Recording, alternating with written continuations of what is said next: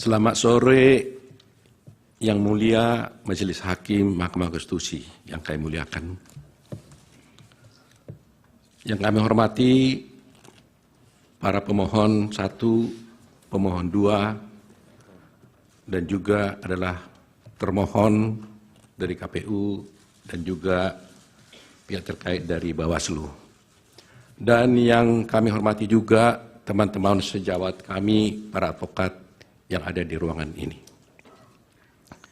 Yang Mulia, izinkan saya sekaligus untuk persingkat, saya menyampaikan terlebih dahulu semacam pengantar saya sebelum saya membacakan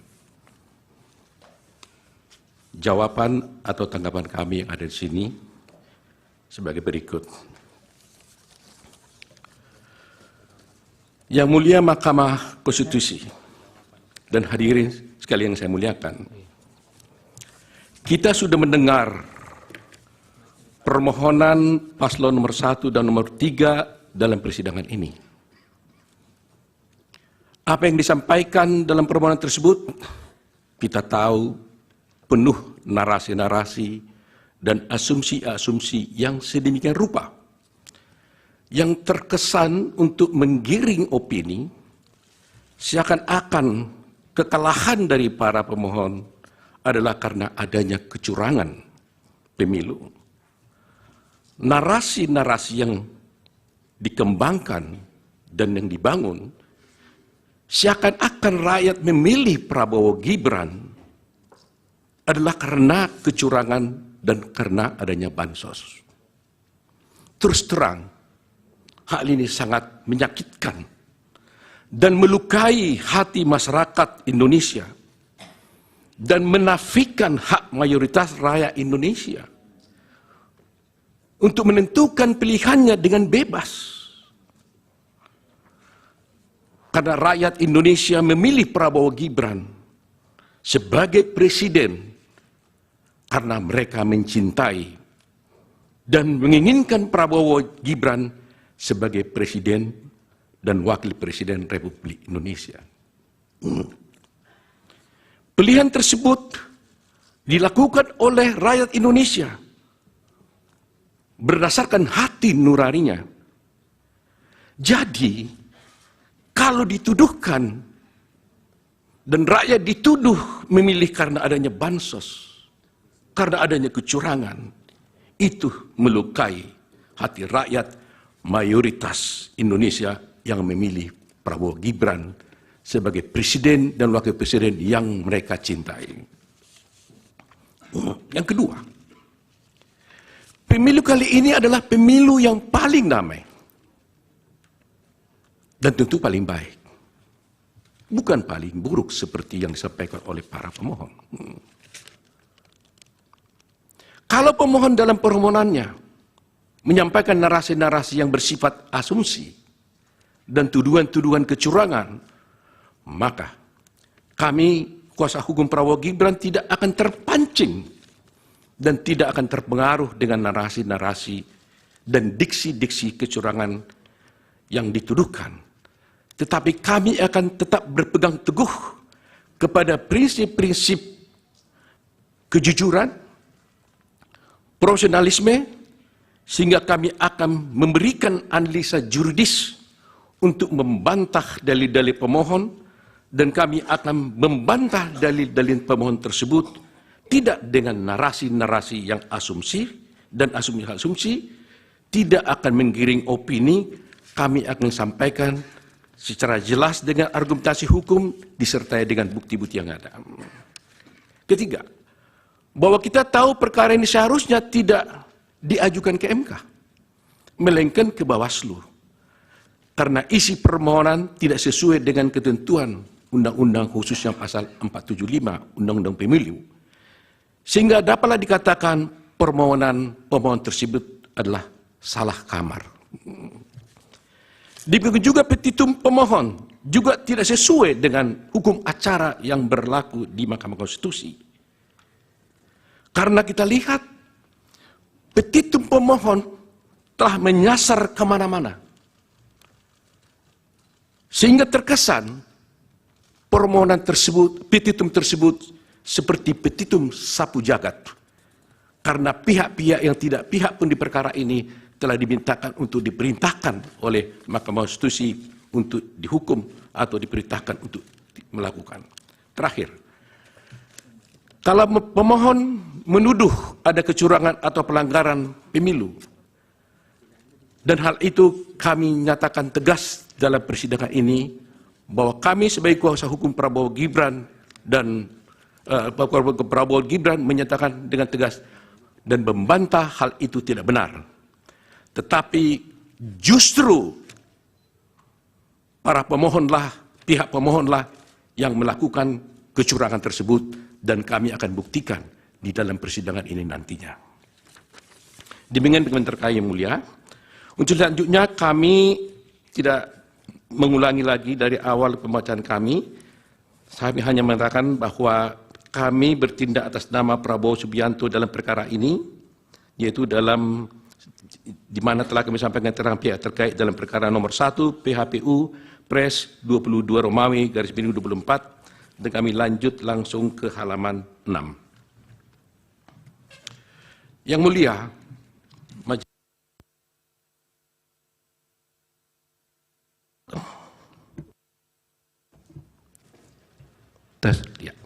Yang mulia, pasal 6 ayat 3 Undang-Undang Dasar Republik Indonesia tahun 45 menyebutkan, yaitu di ayat 3, pasangan calon presiden dan wakil presiden yang mendapatkan suara lebih dari 50% dari jumlah suara dalam pemilihan umum dengan sedikitnya 20% suara di setiap provinsi yang tersebar di lebih dari setengah jumlah provinsi Indonesia dilantik menjadi presiden dan wakil presiden.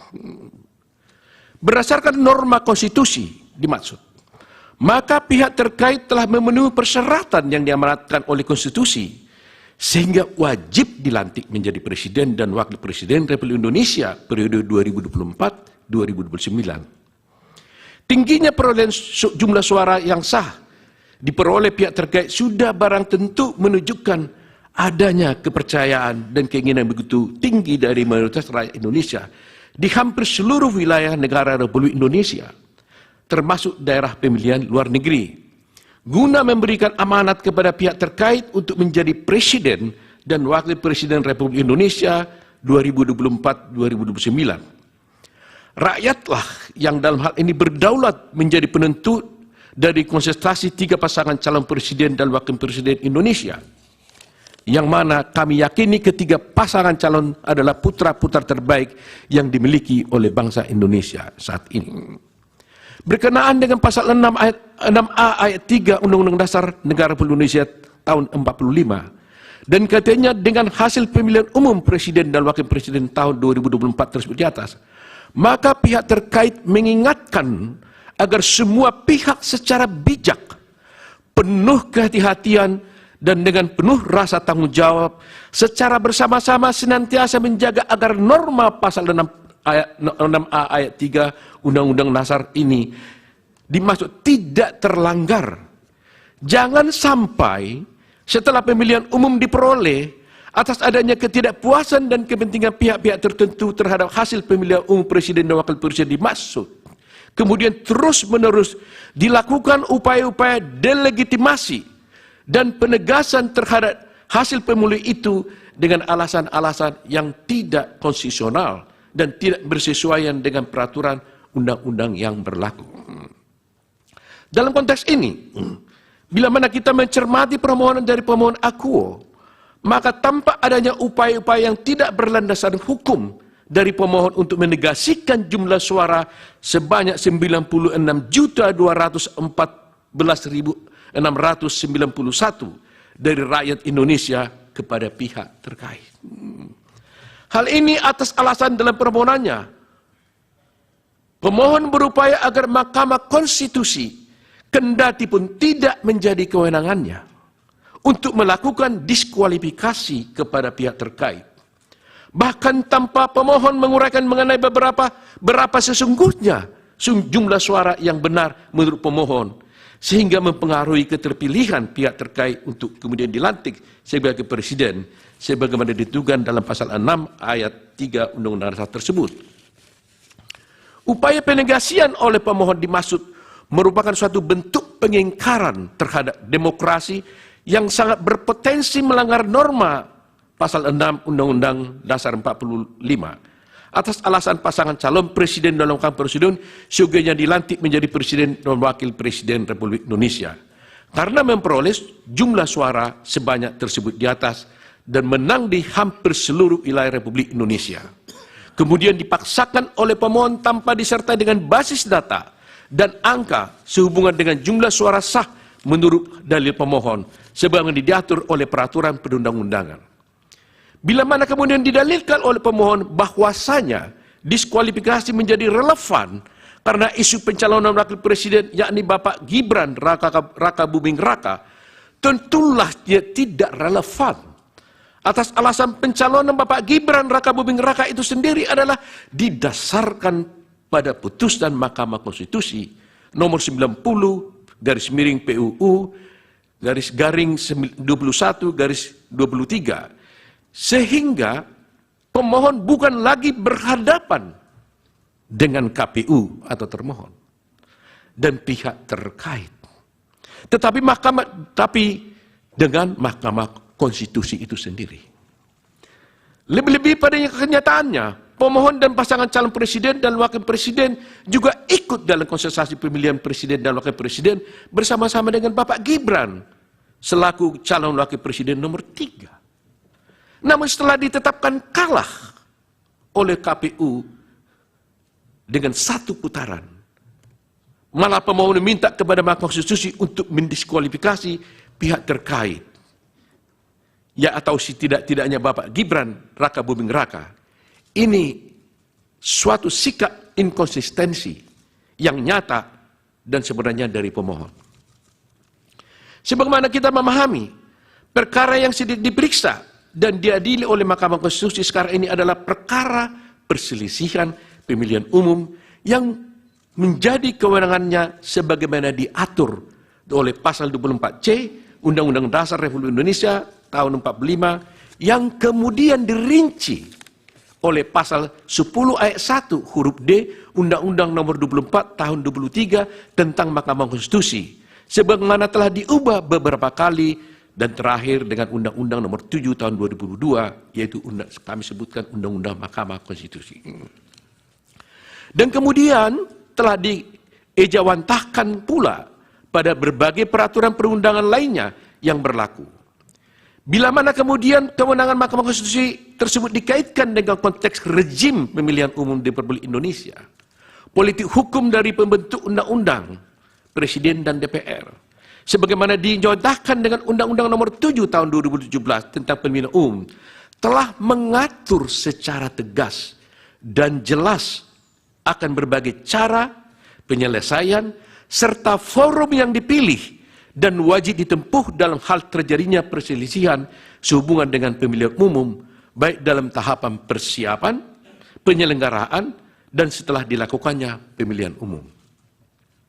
Perlu kami ingatkan kembali bahwasanya untuk Undang-Undang Pemilu telah mengatur dengan tegas dan rinci berkenaan dengan eksistensi dan kewenangan badan-badan lembaga dan lembaga untuk menyelesaikan perselisihan yang berkaitan dengan pemilihan umum. Lembaga-lembaga itu ada yang merupakan kekuasaan kehakiman yang dijalankan oleh badan peradilan seperti peradilan umum untuk mengadili perkara pidana dalam penyelenggaraan pemilu yang sebelumnya telah diproses oleh Sentra Penegakan Hukum Terpadu atau Gakumdu yang terdiri dari unsur Bawaslu, Kepolisian Negara Republik Indonesia, Kejaksaan, kemudian tata usaha negara-negara untuk menyelesaikan adanya persoalan dan perselisihan yang berada dalam ruang lingkup administrasi dan proses-proses penyelenggaraan pemilu yang sebelumnya telah diproses melalui Bawaslu dan kepada Mahkamah Konstitusi untuk menyelesaikan perselisihan hasil pemilu. Selain daripada itu, Undang-Undang Pemilu juga telah secara tegas dan jelas memuat pengaturan mengenai lembaga-lembaga yang bersifat kuasi peradilan seperti Bawaslu dan kemudian dengan Dewan Kehormatan DKPP guna menangani pelanggaran kode etik oleh penyelenggara pemilu. Dengan adanya pembagian eksistensi dan kewenangan badan-badan lembaga peradilan dan kuasi peradilan tersebut di atas, maka tercipta pemilu yang teratur, adil, efektif, dan demokratis guna mengawal agenda ketatanegaraan dalam rangka pengisian jabatan-jabatan pada kekuasaan eksekutif dan legislatif yang tidak lama lagi akan berakhir masa jabatan dan tugasnya masing-masing. Sekarang yang menjadi pertanyaan adalah, apakah tepat bila mana pemohon membawa seluruh persoalan sehubungan dengan persilihan pemilu, baik yang berupa administrasi pemilu, pidana pemilu, pelanggaran kode etik penyelenggara pemilu, seluruhnya kepada Mahkamah Konstitusi, yang kita tahu terbatas kewenangannya untuk mengadili perselisihan yang terkait dengan jumlah suara hasil pemilu. Lebih-lagi, jangka waktu yang ditentukan oleh undang-undang untuk memutus suatu perkara perselisihan pemilu adalah hanya 16 hari. Asal dasar itu, hemat kami, permohonan akuo justru merupakan kemunduran dan suatu bentuk ketidakbijakan oleh pemohon yang berpotensi melanggar norma konstitusi dan peraturan perundangan yang berlaku, sekaligus mengabaikan adanya pengaturan penyelesaian perselisihan pemilu sebagai ditentukan oleh undang-undang pemilu. Kalau semuanya perkara diajukan kepada pemilu, pertanyaan berikutnya adalah, apakah pemohon yang merasa telah terjadi berbagai kecurangan dan pelanggaran telah membawa permasalahan yang dihadapi pemohon sehubungan dengan kecurangan dan pelanggaran dalam proses pemilu kepada badan-badan peradilan sesuai kewenangannya terus di atas? Bila mana sudah, barang tentu badan-badan atau lembaga-lembaga itu telah atau sedang berproses, atau bahkan telah memutuskan sesuatu kepada pihak yang terlibat dalam sengketa dimaksud, termasuk juga kepada pemohon. Bila mana ternyata pemohon justru tidak membawa permasalahan dimaksud kepada badan-badan peradilan, maka artinya pemohon sendiri telah mengabaikan hak-hak hukumnya dalam masing-masing persoalan dimaksud. Atas hal tersebut adalah tidak tepat bila mana kemudian pemohon membawa seluruh persoalan yang berkaitan dengan kecurangan, pelanggaran dalam proses pemilu yang menjadi kewenangan dari badan-badan lain kepada Mahkamah Konstitusi ini, yang kewenangannya terbatas pada hasil pemilu, yang mempengaruhi keterpilihan presiden dan wakil presiden guna diperiksa dan diadili Mahkamah Konstitusi hanya dalam waktu 14 hari. Padahal jauh sebelum hari ini, peraturan perundang-undangan telah memberikan kesempatan kepada pemohon untuk memprosesnya melalui badan-badan, lembaga-lembaga dimaksud di atas. Terkhusus bagi Mahkamah Konstitusi, undang-undang menentukan jangka waktu 14 hari kerja karena memang yang diadili itu terbatas pada jumlah suara hasil pemilihan umum yang ditetapkan oleh termohon, yaitu KPU, dan jumlah suara yang dianggap benar oleh pemohon. Adanya keketatan sehubungan jangka waktu ini tidak lain dan tidak bukan untuk memastikan agar agenda ketatanegaraan berupa pengisian jabatan-jabatan di Republik ini berjalan dengan lancar dan tepat waktu. Bila mana rangkaian pemilu ini tidak berkesudahan, misalnya dengan permintaan diskualifikasi, pemilihan ulang, sangat berpotensi menimbulkan persoalan-persoalan lain yang mengarah kepada krisis ketatanegaraan di Republik Indonesia yang kita cintai ini. Kemudian daripada itu, apabila kemudian pemohon mendalilkan bahwa mekanisme hukum yang berlaku dalam hal penyelesaian tiap tahapan tersebut memakan waktu berbelit atau bahkan bisa melampaui tahapan-tahapan selanjutnya dalam pemilu itu sendiri, seyogianya dan sepatutnya hal ini dipermasalahkan dan dipersoalkan pemohon dalam forum yang terpisah. Misalnya mengajukan judicial review baik kepada tingkat Mahkamah Agung atau ke MK.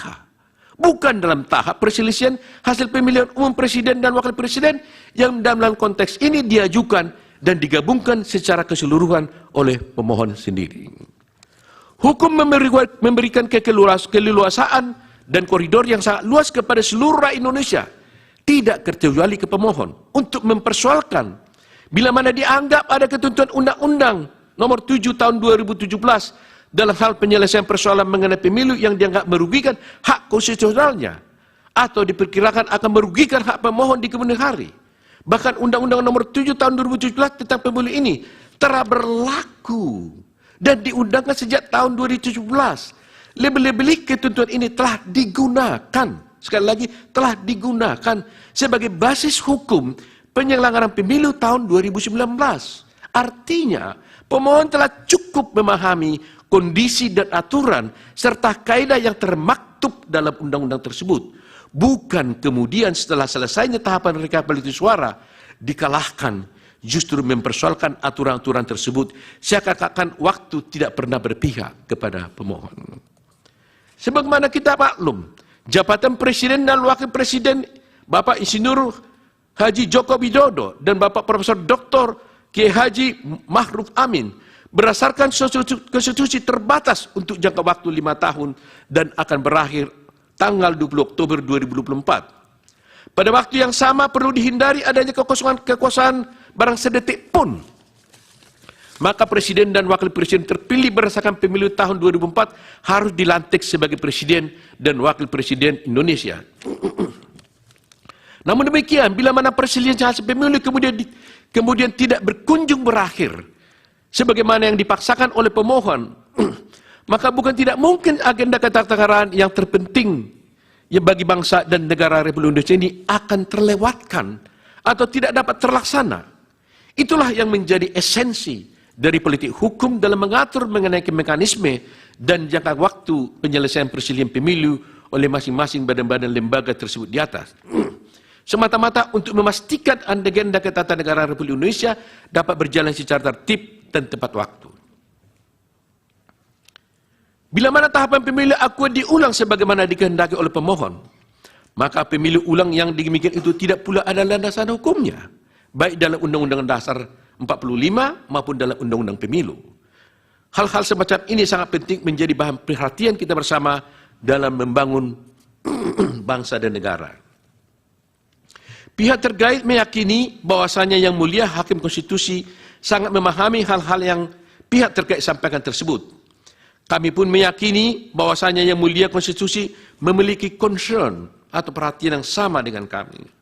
Putusan dari Yang Mulia Majelis Hakim Konstitusi nanti kami yakini akan memberikan suatu penyelesaian akhir sekaligus pencerahan dan edukasi yang teramat baik bagi seluruh rakyat Indonesia.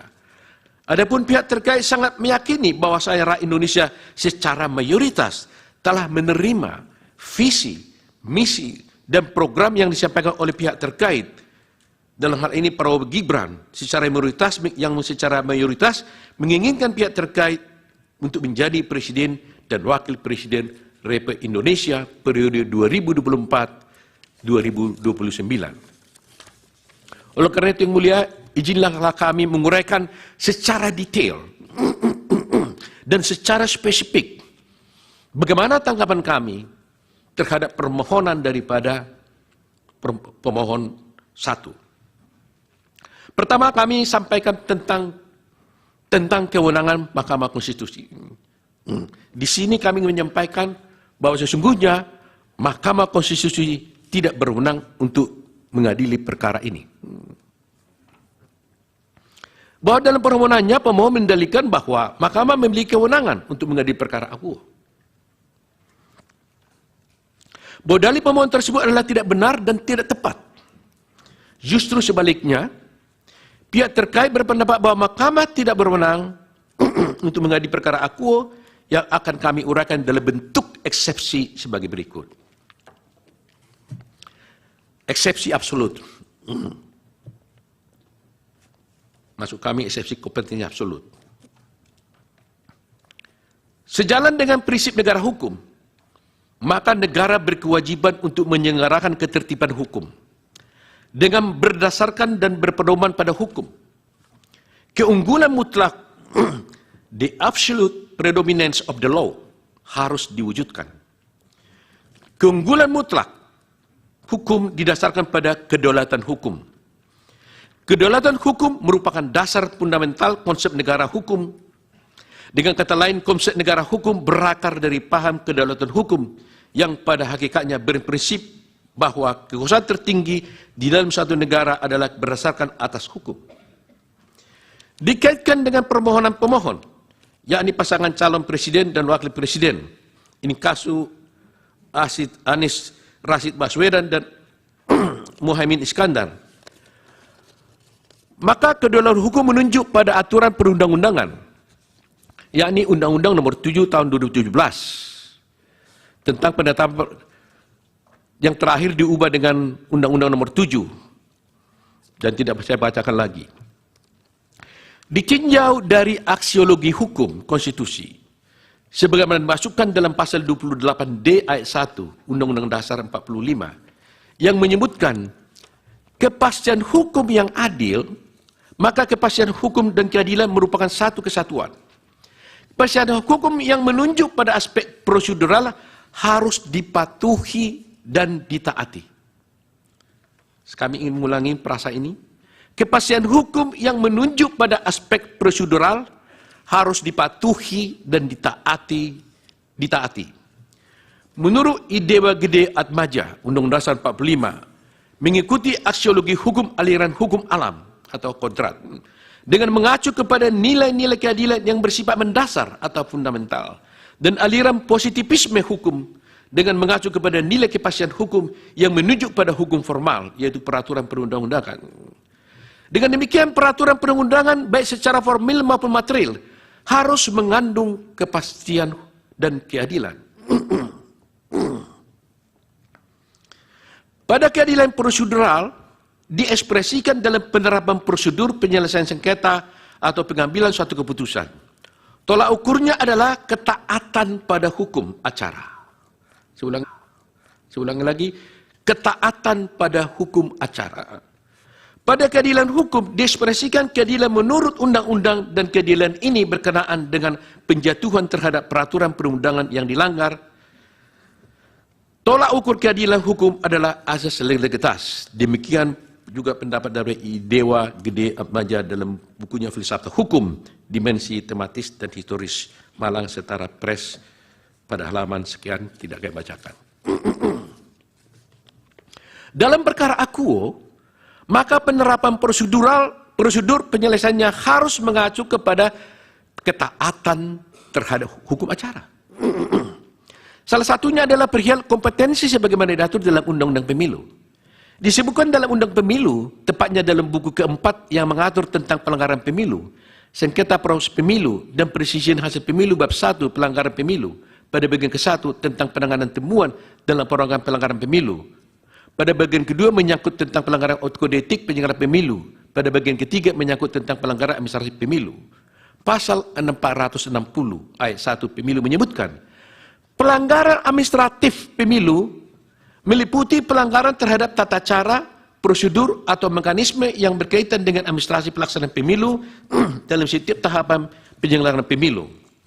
Kemudian dalam ayat 2 disebutkan pelanggaran administratif sebagai dimaksud ayat 1 tidak termasuk tindak pidana pemilu pelanggaran kode etik.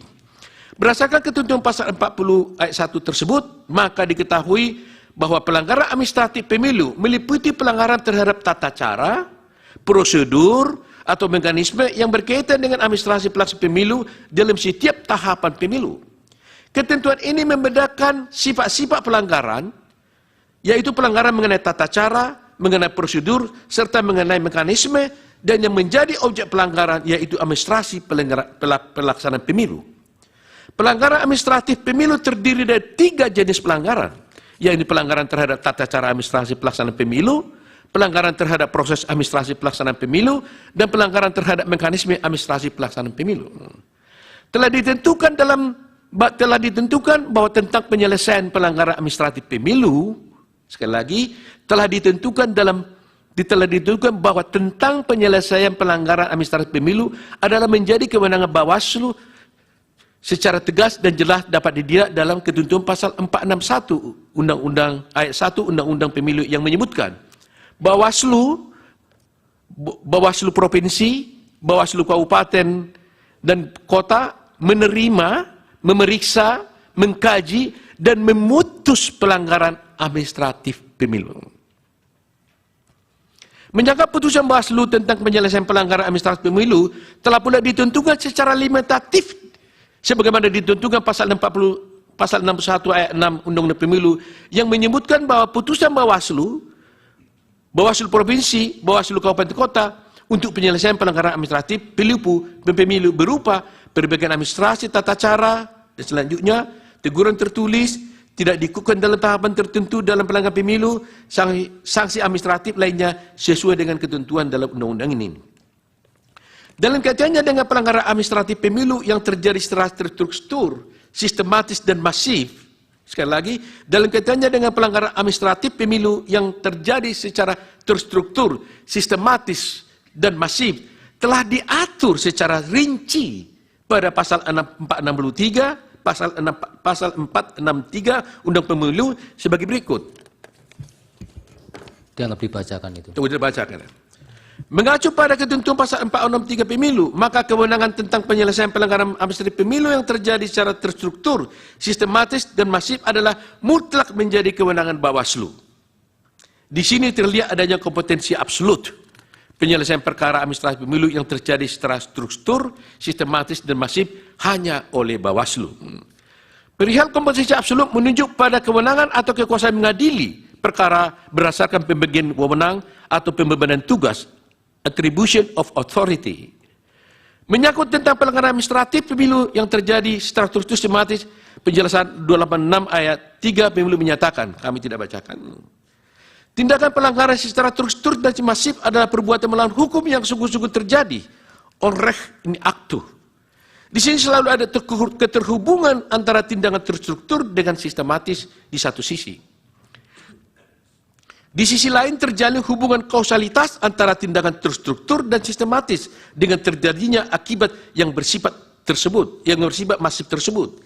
Keberlakuan secara masif adalah sebagai akibat atau resultan dari terstruktur dan sistematisnya pelanggaran administrasi pemilu.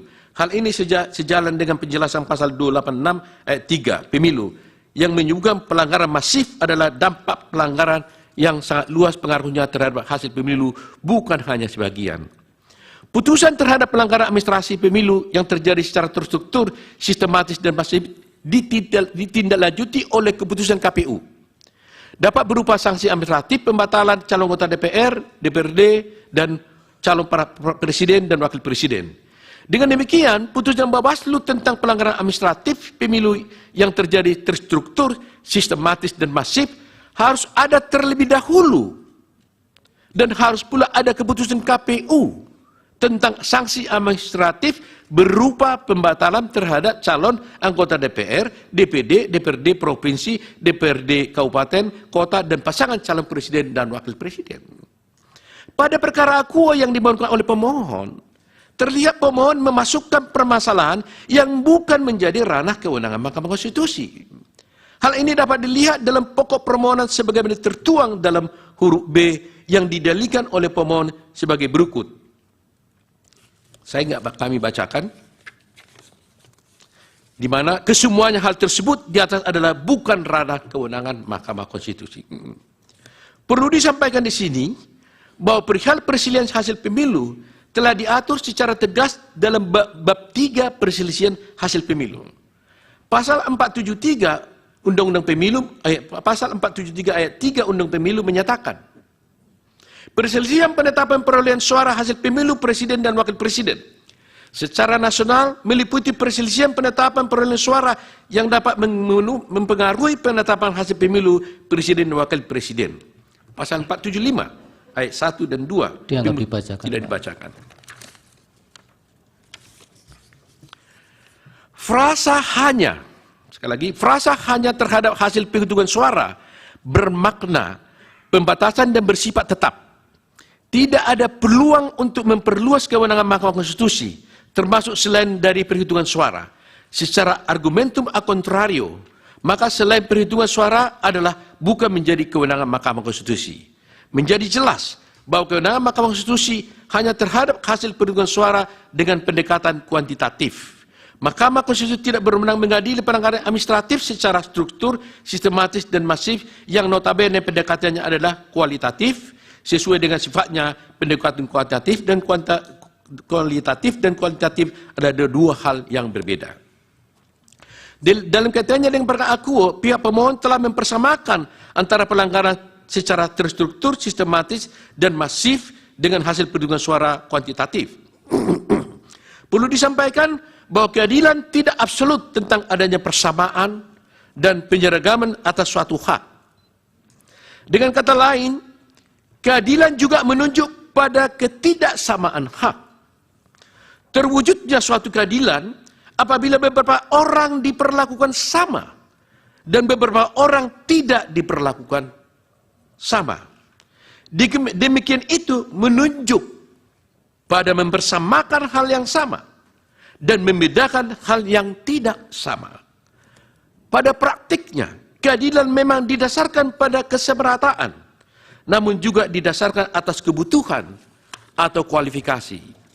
Implementasi keadilan yang didasarkan pada kebutuhan atau kualifikasi tentu tidak dapat disamaratakan. Dengan kata lain, keadilan sangat ditentukan oleh tujuannya. Kondisi demikian menunjukkan bahwa keadilan menunjuk pada suatu kondisi tertentu.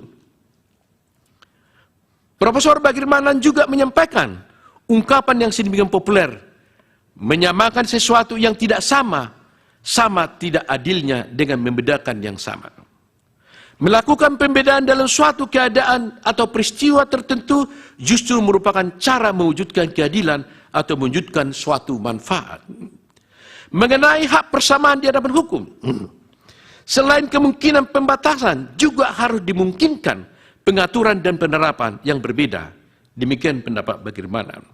Demikian juga Marzuki mengatakan, ketidakadilan bukan hanya membedakan dua hal yang sama, tetapi juga menyamakan dua hal yang berbeda. Hal ini terdapat dalam putusan Mahkamah Konstitusi nomor 1 PUU garing 10/2012 halaman 84. Pak Utuh, berkaitan dengan yang eksepsi, kemudian tingkat waktu pengajuan dan kedudukan hukum, apa bisa dilewatkan, dianggap dibacakan, bisa langsung ke pokok permohonan? Atau masih tetap mau dibacakan? Sedikit saja mungkin yang mulia. Ya, nanti langsung ke habis itu pokok. langsung nanti langsung ke 36 bisa dalam pokok permohonan. Dalam pokok perkara itu. Tentang kedudukan hukum, tentang penetapan perolehan hasil suara. Ada lagi satu eksepsi formilnya mungkin. Silakan. Ya. Kalau begitu kami langsung saja kepada eksepsi yang saya simpulkan dulu dengan eksepsi absolut yang mulia.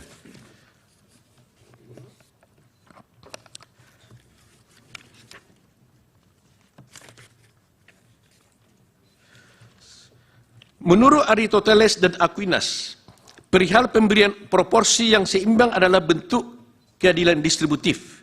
Keadilan distributif memberikan proporsi yang sama sesuai dengan kedudukannya dalam pandangan hukum publik secara umum. Perimbangan menurut teori keadilan Aristoteles menunjukkan pada suatu kondisi di mana kesamaan hak itu haruslah sama di antara orang-orang yang sama. Permohonan yang disampaikan pemohon adalah jelas mempersamakan dua hal yang berbeda. Pelanggaran secara struktur, sistematis, dan masif adalah menjadi kewenangan Bawaslu. Adapun menyangkut dengan perselisihan hasil penghitungan suara menjadi kewenangan Mahkamah Konstitusi. Dapat dikatakan bahwa penyamaan tersebut adalah ketidakbenaran dan sekaligus ketidakadilan. Penyamaan tersebut juga termasuk tidak menempatkan sesuatu sesuai dengan tempatnya. Berdasarkan hal uraian tersebut, oleh karena yang dipersoalkan pemohon dalam permohonannya adalah mengenai hal-hal di luar dari perhitungan suara, maka permohonan pemohon bukan menjadi kewenangan dari Mahkamah Konstitusi. Mengenai kedudukan pemohon juga kami lewatkan, karena intinya kami hanya menyatakan di situ bahwa pemohon tidak punya kedudukan hukum dalam mengajukan gugatan ini. Tentang tengah waktu pengajuan pemohon juga, karena memang permohonan ini diajukan kepada salah kamar, maka kami di dalam tengah waktu juga mengatakan berarti bahwa tengah waktu yang diatur undang-undang tidak termaktub dan tidak terpenuhi dalam permohonan ini. Kemudian permohonan kami langsungkan kepada permohonan tentang eksepsi cacat formil.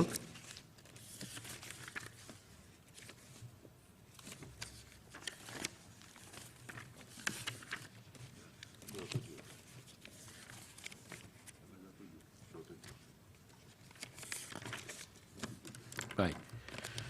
Eksepsi cacat formil. Eksepsi ini kami ajukan karena tidak sesuai dengan peraturan undang-undang. Kami tidak bacakan lagi pasal 45, Undang-Undang 45, Undang-Undang Pemilu dan sebagainya.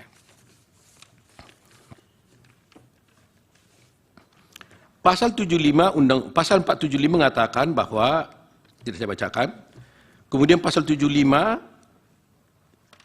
disebutkan dalam permohonan yang diajukan pemohon wajib menguraikan dengan jelas.